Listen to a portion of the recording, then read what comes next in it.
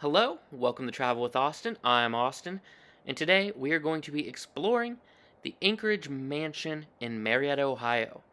Now, this is footage from a few years back because sadly, they currently do not allow people to record in the mansion, but I have definitely improved quite a bit in my storytelling capabilities since I first explored this place. So let's go ahead and re-explore it with some old video and also incorporate some of the history. Now what you're seeing right now is the top cupola. You can see I am looking out at Marietta. You can also see in the background a square brick building that is one of the hotels in Marietta that is rumored to be haunted. And you can take a look at the great detail up here with the windows, the little Christmas star, and you can see that the windows are open because this helps with the airflow. Basically, all the hot air rises to the top and rises out of the windows, helping keep the rest of the house cool. And let me tell you, it may have been a few years, but I can definitely tell you that this was an insanely warm day. Now, I do believe we are about to head down the stairs, which you can see are just absolutely beautiful. And we're going to head down into the attic. Now, I am pointing out here that the mansion kind of sits at a lower level, so the roof is almost lined up with a road right behind the house, which I thought was pretty interesting at the time. So here we are going down into the attic, and hey, let's go ahead and start talking about some of the history. So this is the Anchorage Manor in Marietta, Ohio. It was built in 1849 and originally was supposed to only take 5 years to complete.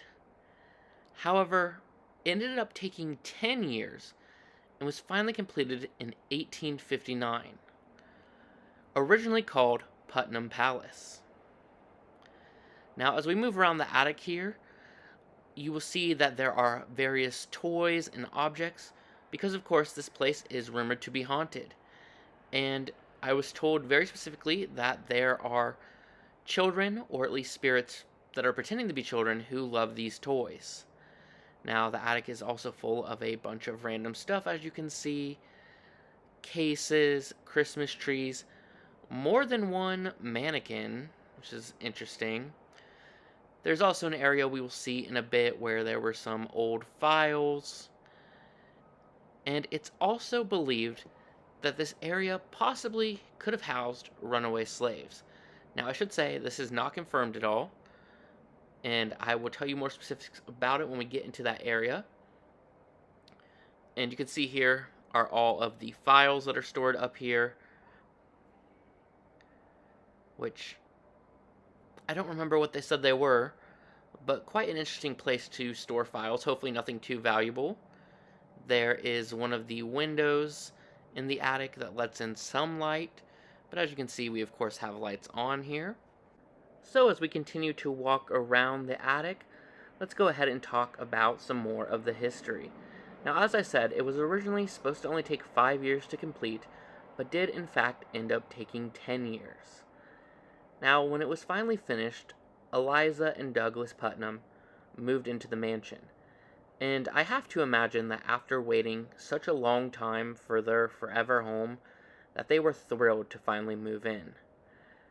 Sadly, though, it wasn't all happy. You see, within 3 years of moving into the house, Eliza became sick and died.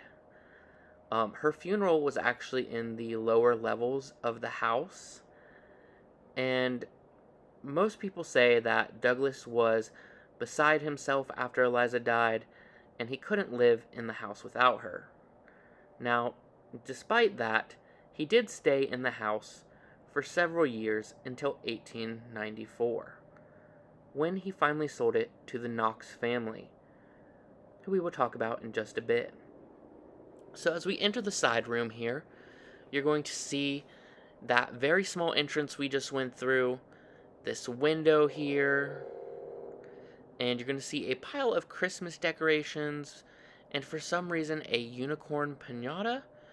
And again, look at how small that door is. This is actually the area they believe runaway slaves could have hidden. And basically, the theory behind this is that this door is so small, it is not, normal human sized, that maybe it was so small people would think it was a utility access or just wouldn't check it. So then the slaves, runaway slaves, could go and hide in here. Now, of course, I should note there is no concrete proof of this. It is just a theory that was floated to me when I was getting my tour of the place. And we also don't know, if this is the same door that has always been there, or if it was changed over time. Maybe it was something more discreet at one point, but we really don't know. So we're going to go ahead and leave that room.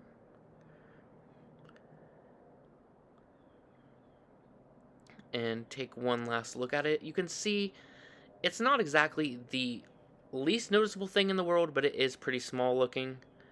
Then, of course, there was an area over here that was just filled with junk and also another mannequin. I'm really not sure why there were so many mannequins up here.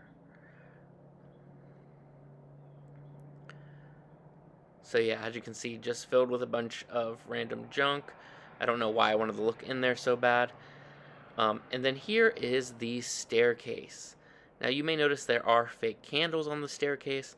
I believe those are for some of the night ghost tours they do. But here we are heading down to one of the main levels.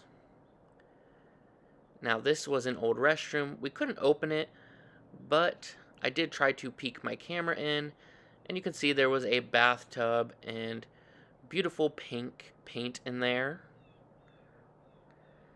Now, as we continue along, we'll go through some more rooms of the house. Of course, everything was remodeled so many times, but we can see there are some pictures of what it looked like before, which, as you can see, it used to be magnificent and beautiful. And it is still beautiful, but now it is filled with, random historic artifacts, things like that. And you can see one of the turret windows and balconies out that side. You can see an old remedy that tells you, what you should take for your different medical needs, basically. And here is the cabinet, which you can see has many little drawers. Now, as we take a look outside, you can see the nursing home down the road and a garage. I do not remember what was in the garage, if anything. I do know I was not allowed in it. Now, as we enter into this back area, we are entering into the servants' quarters. Now, they very much stressed to me that the Putnams had paid servants. They did not have slaves, which, of course, Ohio was a northern state anyway, but they did want to make that very clear. So you can see we just went down the butler staircase, which, if you know anything about Victorian servant stairs, they are extremely steep. Now, those weren't that bad compared to most other Victorian servant stairs I have been on, but they were still decently steep. Now, this is the area that the butler/servants would have lived and worked, and basically granted them access into the house, while kind of still being apart from it. Now, going back to the history, as I said, Douglas Putnam sold the house to the Knox family. The Knox family had a big tie to aquatics and boating in Marietta. And they decided that they were going to rename the mansion the Anchorage, which this is the name that has stuck.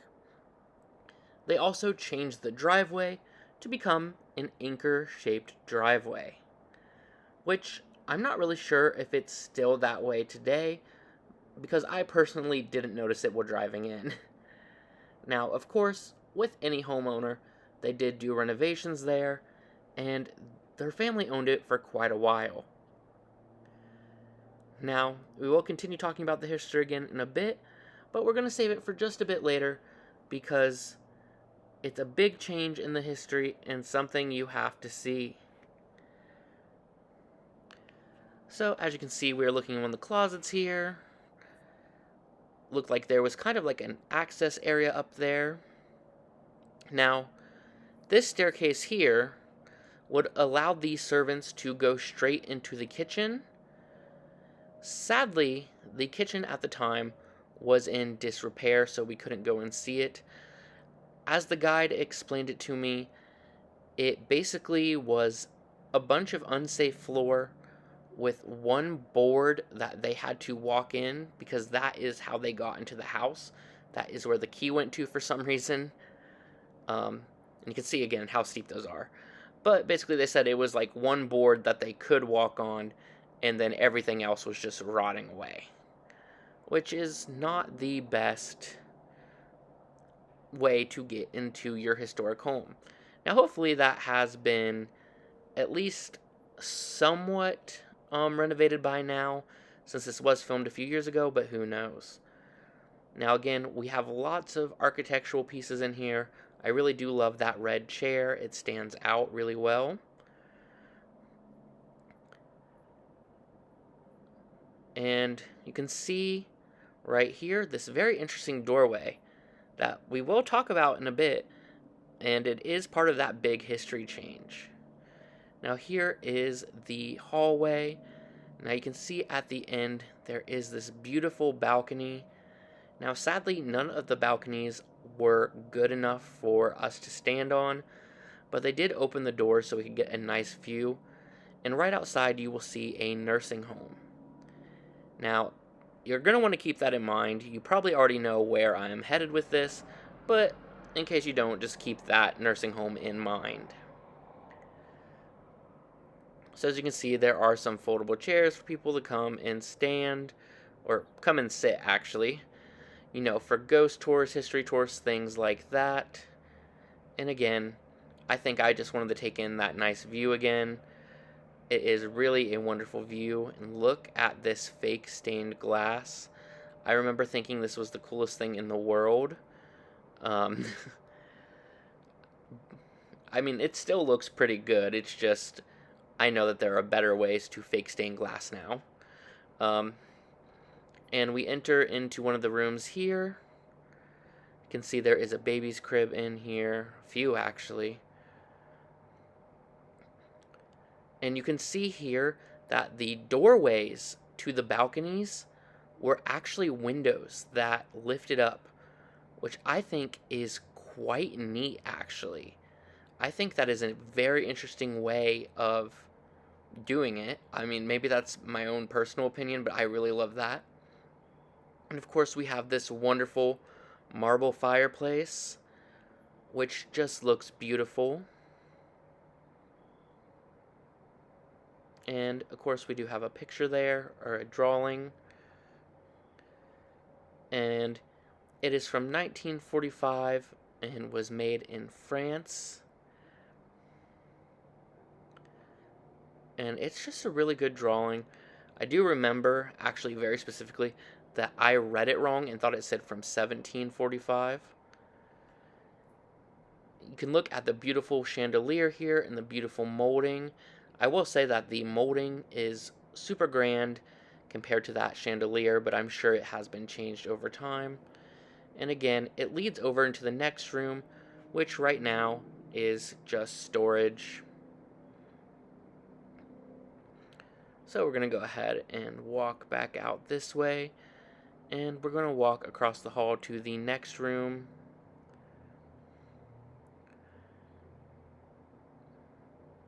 And you can see that there is another photo of what this room would have looked like, which is very nice that they have all these. Now, this was the medical curio cabinet, I believe she called it. And basically, as you can see, all of these things are labeled. So, nipples, syringes. It looked like that one said taxidermy, but I don't think I read that right. Then there is a typewriter here, which I was really interested in.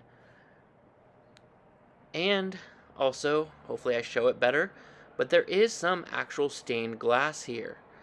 So you can see what it originally looked like where it was at, and it now is in storage here. It definitely needs cleaned up, but it has so much potential.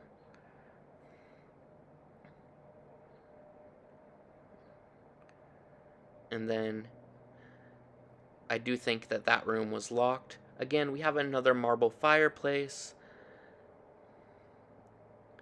And this is the area this connects to, which right now was a bit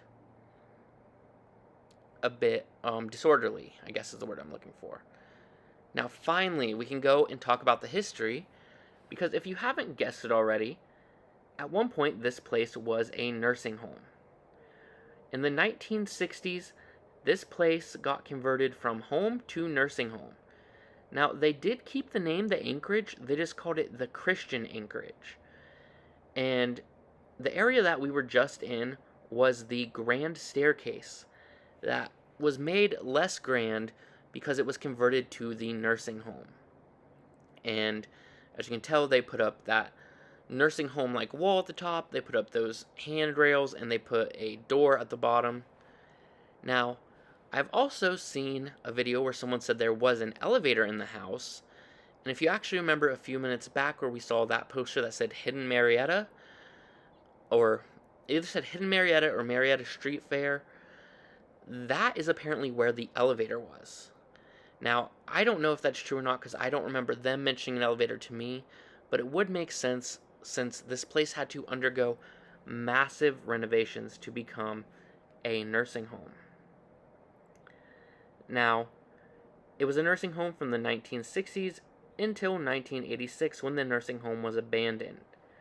It did sit abandoned for about 10 years, I believe, then was donated for $1 to the Historical Society, and eventually became owned by Hidden Marietta, who currently still own it today. They offer tours of it, and ghost hunts, photography tours, ghost tours, and they even have their own little shop in it. Now, the first floor is the most original looking with the fireplaces, Victorian era furniture, and a creepy doll that we will see, and the beautiful front entrance. Now, one other thing I will mention while we're finishing up our tour is that this place does have a basement, and that basement was rumored to have a tunnel that went to Douglas Putnam's brother's house that they could use to have escaped slaves run back and forth between. Now, Douglas's brother's house is no longer here. It has been torn down. And while there is still a basement here, it was in too bad of condition to go down to when I toured the place, and even the person giving me the tour told me she had not been down there. So we don't know for sure if there's a tunnel or not, but hopefully one day that will be renovated and we can figure it out. Now, as we walk through the rest of the mansion, I hope you enjoy the views. I hope that you enjoyed the history. And hey, if you guys like this video, please give it a thumbs up, please subscribe, and please support Hidden Marietta. They're doing such a good job with this place, restoring it, and they gave me the opportunity to film here, which is something that is extremely rare for them to do. Anyway, that's all I have for you guys today. If you like this video, please give it a thumbs up and subscribe. I'll see you guys next time with a brand new video.